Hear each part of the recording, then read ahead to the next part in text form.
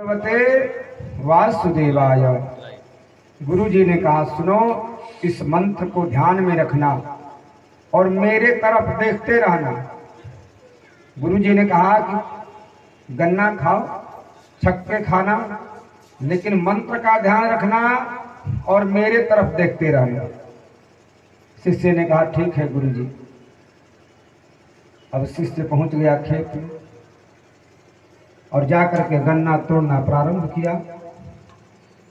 और जैसे ही गन्ना भी तोड़ना प्रारंभ ही किया, तब तक खेत वाला आ गया। और खेत वाला आ गया तो शिष्य को तो ध्यान था कि गुरु जी ने मंत्र दिया है और गुरु जी की तरफ ही देखना है।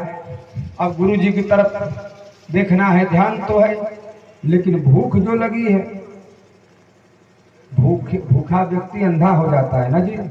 उसे केवल और केवल उस समय भोजन ही दिखाई देता है।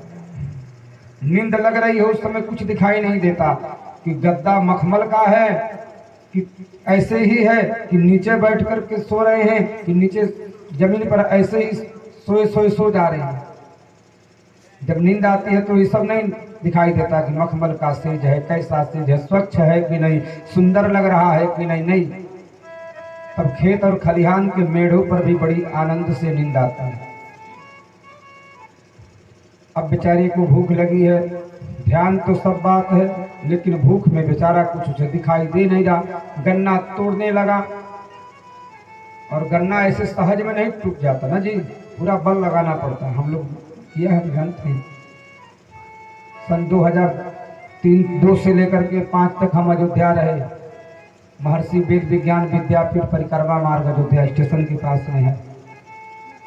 और बाहर में ध्यान नहीं रहा कि खेत वाला आ गया है, और गुरुजी दूर से ही देख ले कि खेत वाला आ गया है, और उसके पीछे डंडा लेकर के चल पड़ा है।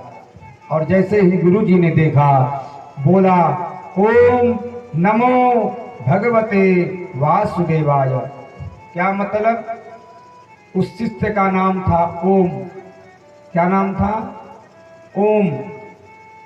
और जैसे ही ओम कहा तो शिष्य समझ गया। और जैसे ही गुरु जी की तरफ देखा तो गुरु जी ने कहा, ओम नमो, झुक जाओ। क्या? ओम नमो, झुक जाओ, झुक जाओ, नहीं तो भगवते, भग जाओ। दो फायदा है, एक तो नाम का स्मरण हो गया, दूसरा काम बन गया ना जी। ओम नमो, झुक जाओ, या तो भगवते, भग जाओ, भग जाओ, नहीं तो वासुदेवाय, नहीं तो ये किसान का डंडा, ये बांस तुम्हारे सिर पर जा लगेगा।